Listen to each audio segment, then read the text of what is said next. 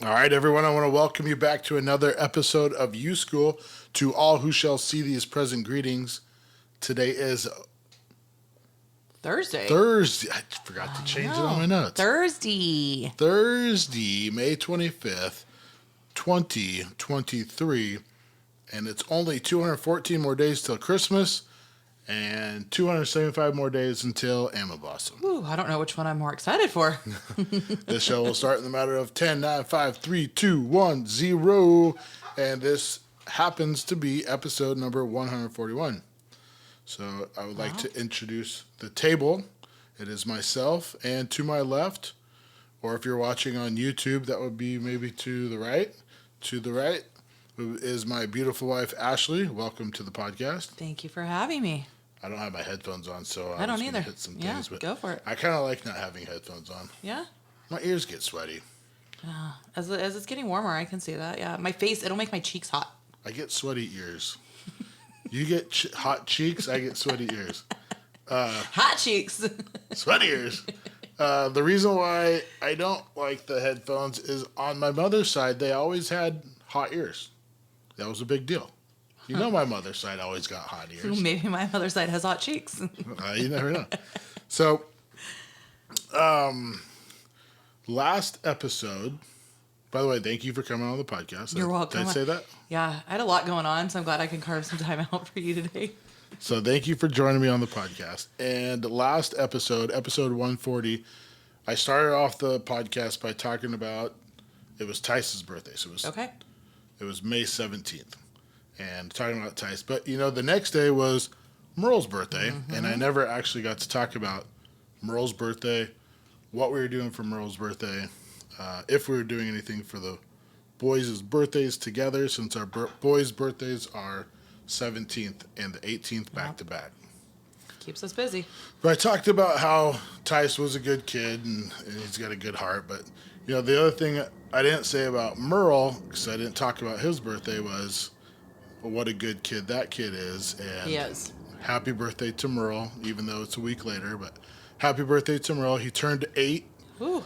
And that is, how when you see a puppy and you see their paws and you just know that they're that gonna kid's be a big going to dog. be that's going to be a big dog.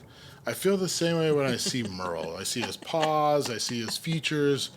He's kind of built different. He's got those broad shoulders, puffed out chest, a little bit of a swag, kind of wide feet.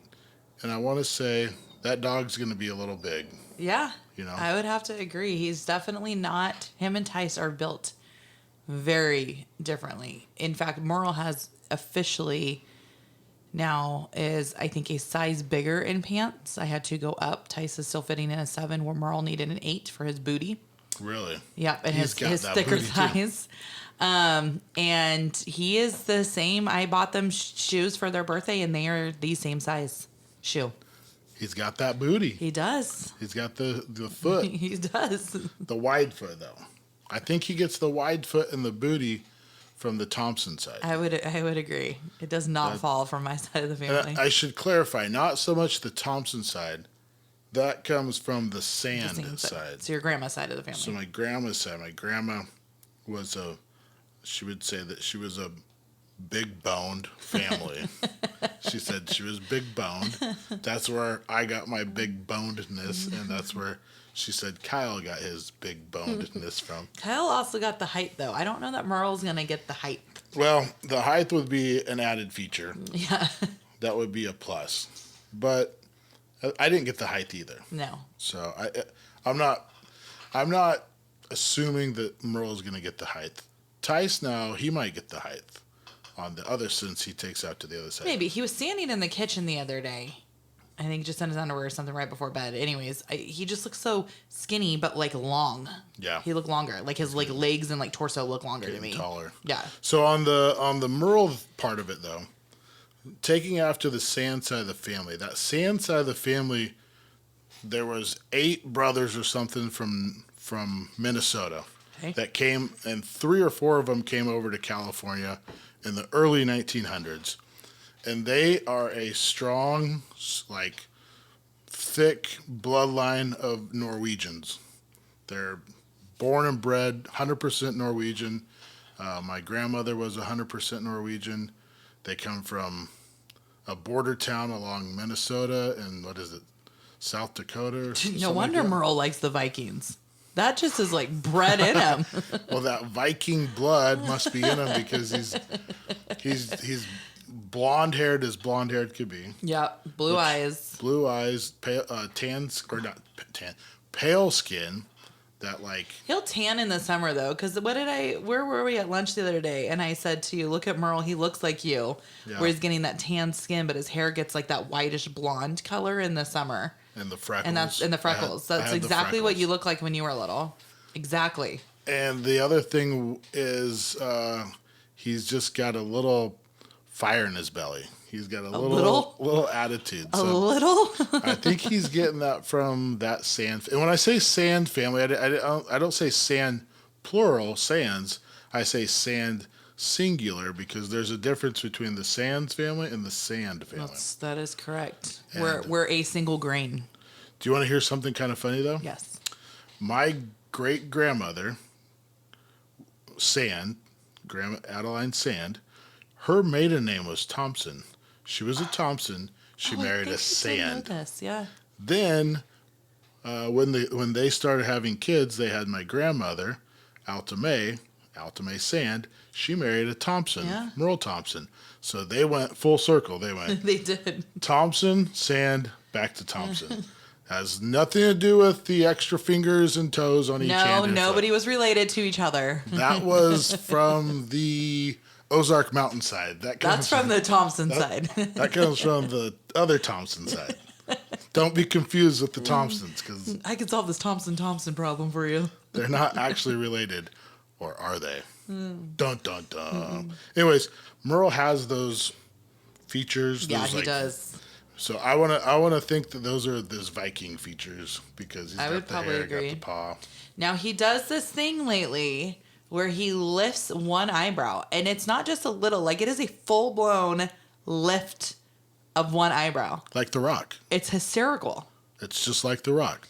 Dwayne The Rock Johnson. You could be having the most serious conversation, like yelling at him for doing something wrong to his siblings or not listening to me or whatever, and he gives him that one eyebrow and just a half-ass smirk, and it's... You laugh. Like, he knows what he's doing. Yeah, he lifts that eyebrow like, I can't do it. I've never been able to do it, though. I could do one. You got it. He's got it from you. All the other genetics come from you, but the one eyebrow, that comes from me. I cannot do it. I just learned how to wink, so. I can't do the right. I can do the left. You can do the right. Do the right. Yeah, a little bit. You got it. A little bit. Better than I do. Anyways. So all that talk about my grandma, I started thinking about coffee. She was a coffee drinker. And I don't mean to, like, go down memory lane with my grandmother, but my grandmother, Alta May Thompson, she was a coffee drinker, but she liked a little bit of sweetness in there, maybe a little bit of creaminess in there. But there was a lot of sweet drinks that she liked. So she was a big... I never saw that woman drink water in all the years that we were together while she was still alive. I never saw a single ounce of water. I always remember her drinking Folgers Instant Cup coffee. I do remember that. We would go over there or pop by for a visit or something, and that's what she would make us. Yep. But she was big into the coffee, and then she was big into sweet drinks, right? She was big into... drinking a lot of coffee, drinking a lot of sodas. Yep. But yet, never really asking anybody if they wanted water. It was always, would you like a soda pop? Would you like a soda? And it wasn't little quantities either. You want a soda, you got like a 32-ounce cup of soda. She would buy it in the 3 liters. You buy the 3-liter sodas from the Dollar Tree or the 99-cent shop or wherever you could buy a 3-liter. Rite Aid. She loved Rite Aid. Rite Aid. And you used to be able to do it. I remember going over there one time and she was clipping coupons for stuff from Rite Aid. And I believe soda, she was telling me that was one of them. So some of the funny knockoff sodas, though, that she would buy, and I don't know if you guys remember these sodas, but you could get these at Walmart. You could get these anywhere, your knockoff, your Thrifties, your Kmart, your wherever. But they were... Dr. Thunder. These are the Dr. Pepper drinks. Dr. Thunder. Dr. Shasta, Dr. Zip, Dr. Dynamite. I remember this one specifically. Dr. Skipper. I do remember this one too. Real Doctor. Yeah. And then there was also the Mountain Dew. Yeah. Spinoffs. There was Mountain Lightning. There was Mountain Shoutin'. I don't remember that one. And then there was Mountain Maze. No, I don't remember those. I was also not allowed to drink any Mountain Dew type of product, so we were all, I do remember working for my grandfather, and instead of, you go out on a hot day because it's best to pour asphalt in the summer, and it's 100 degrees outside. So he would plan those days of pouring asphalt in the hot days. And before we'd go to the job site, we'd run to Quick Stop and buy a 32 ounce of soda. Dr. Pepper, Mountain Dew, whatever. He would always get root beer or Mountain Dew. What was yours? I went with Sprite a lot. Okay. I switched because I got sick of. We did this every single day for the whole summer. And you get sick of it, yeah. I would say out of 2.5 months, I would go. Maybe Mountain Dew, maybe some Sprite, a little bit of Pepsi, root beer. But the problem was I could drink soda at home anytime. Yeah. So I didn't really want soda. He probably thought he was doing you a favor. Well, no, he just thought that's the way you quenched your thirst. He thought if you drink soda, your thirst is quenched. If anybody knew Alan's grandpa too, he was 6'4"? Yeah. 6'5", skinny. Yes. Tall, lanky, and skinny. So it's impressive, these drinking habits, these sugary drinks, and just the things that I saw that grandma used to carry at the home. He would love those sodas. Yeah. It's amazing to me how thin he was always. He would love the sodas. He really liked the sodas. And so we would drink these sodas all day long doing construction. It was myself and my cousin Derek and sometimes my father. And we would go out to a job site, and the only thing that we brought to drink the whole day were these sodas. And I was so thirsty, and I'm a drinker, right? You put a drink in my hand, I drink it. Right. I was so thirsty that I would drink through my drink by 9 a.m.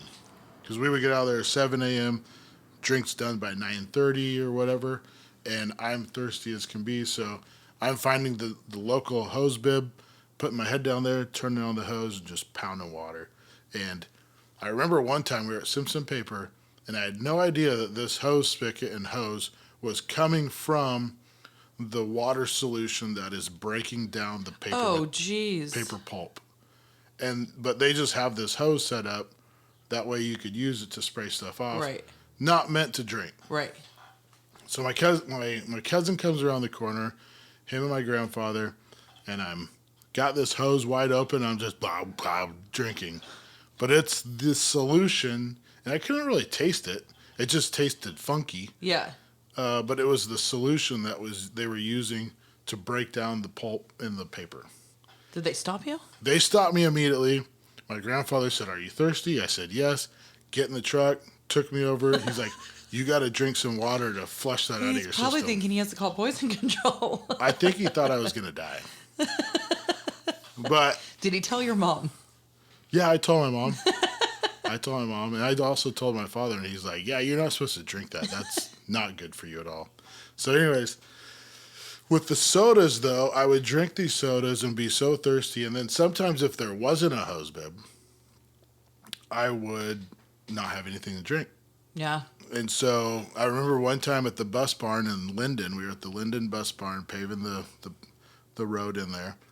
And I got so overheated, I started blacking out. Yeah. And I just saw stars. It was one of those where you stand up really quick. Yep. And you just pass out. Kind of dizzy and yeah. And so I did that, and I remember my grandfather ran to the phone. There was a phone in the office. Ran to the phone, called my grandmother. My grandmother drove all the way out to Linden, picked me up, got me back, and then got me rehydrated. Cooled you off, rehydrate you. But I think it was because it was in the afternoon when that happened. I didn't have anything to drink. Yeah. And I was dehydrated. It's a heat stroke. You essentially had a heat stroke.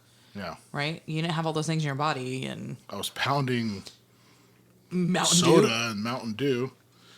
Yeah. So they always liked sweet things, though. Yeah. I remember going over to their house for Mother's Day, Father's Day, whatever the situation is, and they would have tea out or fruit punch out.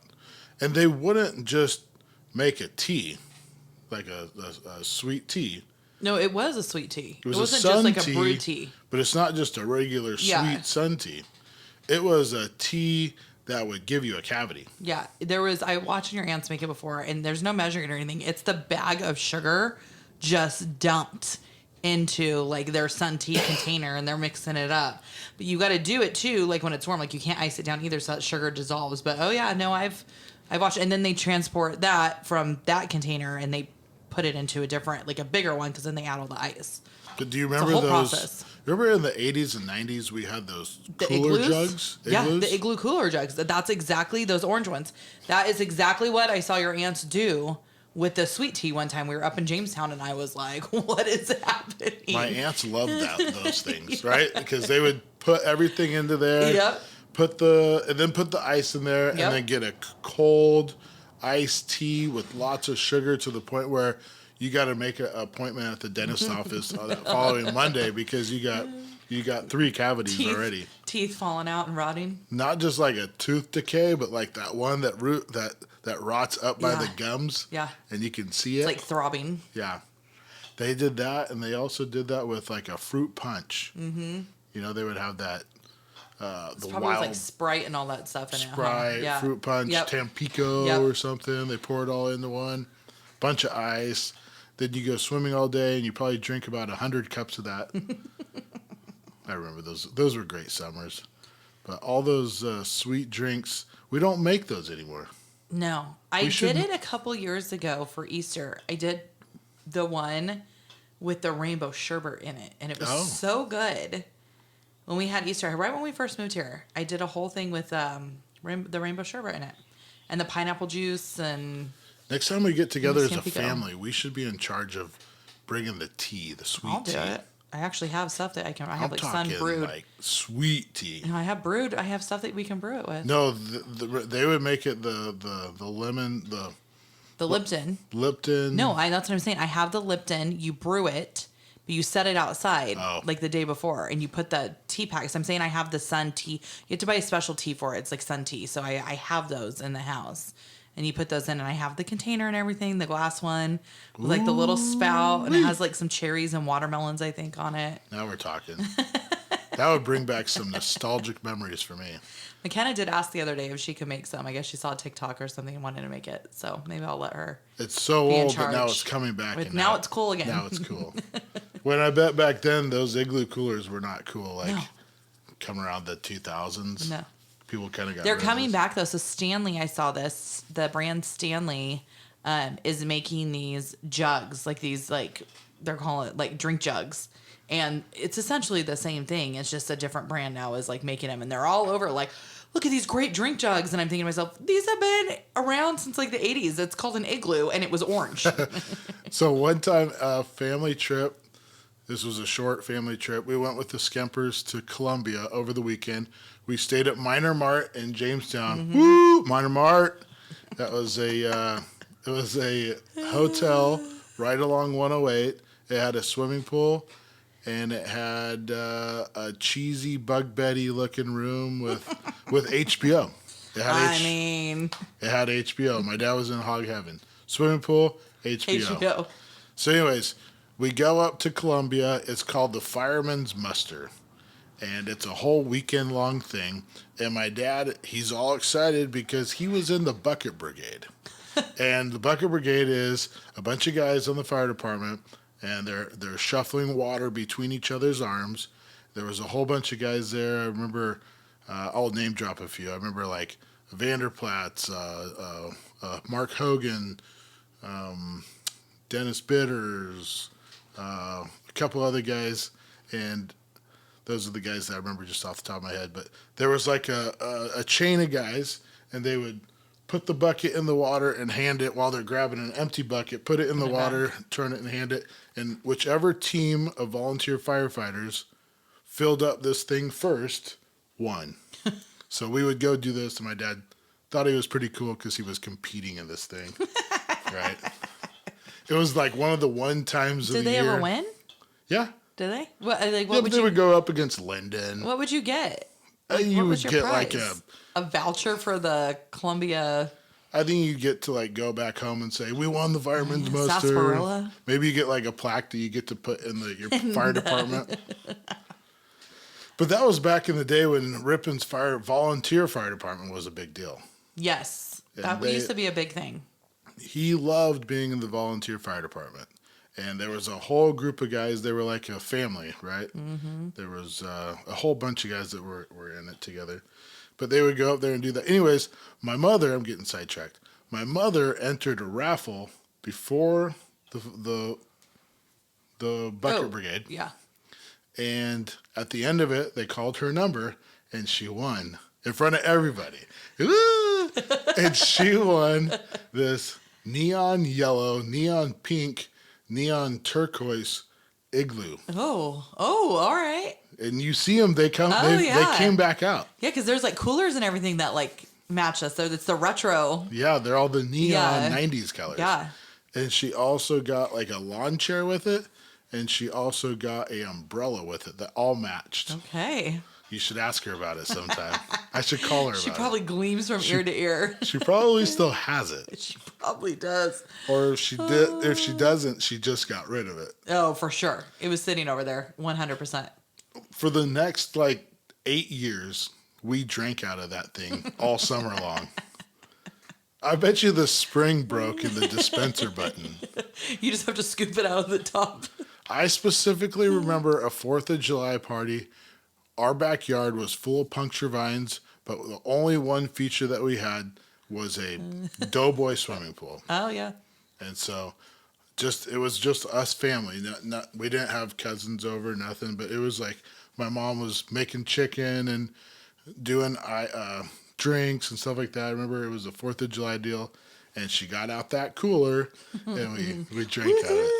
And there had to be extra sugar in there because that's just the way my dad liked it. Oh, my goodness. That's the way his mom liked it. Yep. But yeah, so that's the story of the Thompson's igloo. It's a good one. Yeah. I like it. And so back to some of those knockoff drinks, though. I forgot to mention some of the other ones. Oh, yes. Because we got sidetracked. It goes into some other ones. So these are the 3 liters, right? Okay. The 3 liters of soda, or just the knockoffs. So we did the Mountain Dews. Then you got the cola ones. Yeah. Right? The Coca-Cola ones. You got Sam's Cola. You got this thing called Surge. Yes, I remember Surge. Yep. You got RC Cola, which was kind of a spinoff. Then there was Twist Up. I do remember that. Which I think Twist Up was actually 7-Up, wasn't it? 7-Up. Yeah. And then there was a Stars and Stripes Cola, and they sold 3 liters. And that you could find I think you could find those at the dollar store. Yeah. But they would come in the funky flavors. Remember the funky flavors? Oh yeah. The grape. Yep. The fruit punch. There's not real fruit in those. There was the not root beer, but it was a cream soda. Yes. Remember the cream soda? Remember pineapple? Pineapple soda. They would do strawberry. Orange, which orange is I like an orange soda, but. They also did Mountain Breeze. No. I remember. All right. In fact, when my grandmother passed away, she still had some 3 liters in the corner in storage, just in case. It never got drank. Never know. But there was this one flavor that my grandmother always had, and she had to have bought it on clearance. It was called Blue Sky. And she would buy Blue Sky black cherry soda. Okay. And she would keep it in the refrigerator, and I think that she only pulled it out once it went past its expiration date. Because that's when she would put it out by the refrigerator next to the pool. And then you knew you could drink it. And then we knew we could drink it. And we didn't know any better until one day one of the cousins looked at the expiration date. And thank goodness they put expiration dates on things. Because before there was no expiration dates. Does soda go bad, though? Maybe it all loses that sugar and stuff in there. Maybe the carbonation. Maybe it loses its carbonation. Goes flat. But I mean, does it like? I don't think it's gonna do anything to you. Well, these were never bad. Yeah, we enjoyed them. Yeah. But Blue Sky Black Cherry Soda, the expiration date was always expired. It was always past. And on nothing better than sitting by the pool, except for that nice iced tea, but that was only on holidays, was that black cherry soda. Crack it open by the pool as a kid, drinking it, eating a expired Reese's peanut butter cup, or a really chewy caramel candy. Oh boy! Or a bag of stale Doritos. One of the three.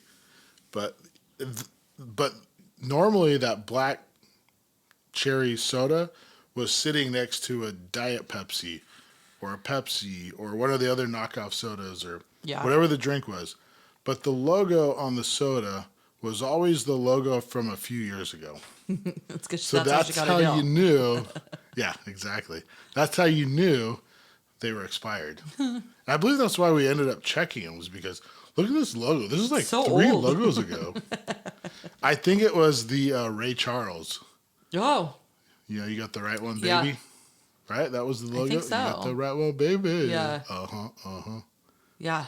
That was about the same time Spud McKenzie was out for Budweiser. Was it Coke? You got the right one, baby, for Pepsi? Pepsi or Coke?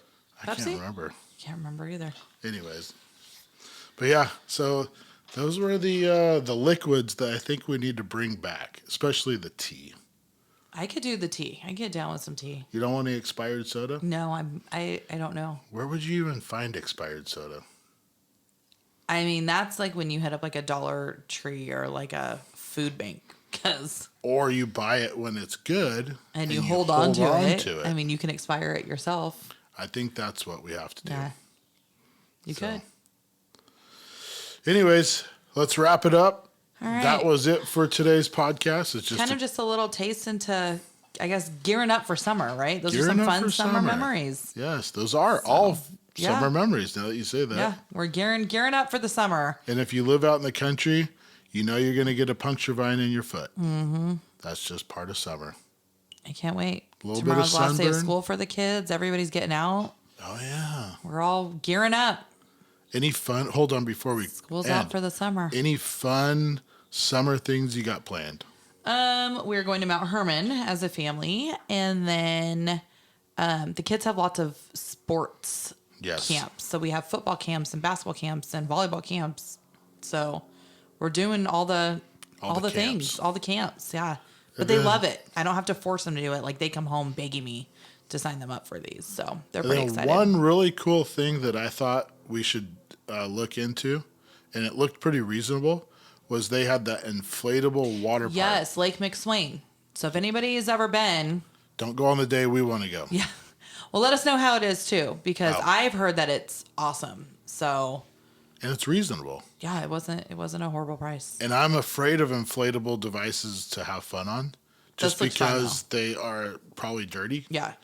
But this is on the water. It's on the water, so it's constantly getting washed off. So you know it's getting washed off by people. With dirty water. Well, with people jumping on it. It's like, we could take the boat out. We could take the boat. We could dock it. We can go do that. That's what I'm saying. If we do like an hour pass, that's plenty. And then you jump back on the boat. Let the kids do that for like an hour.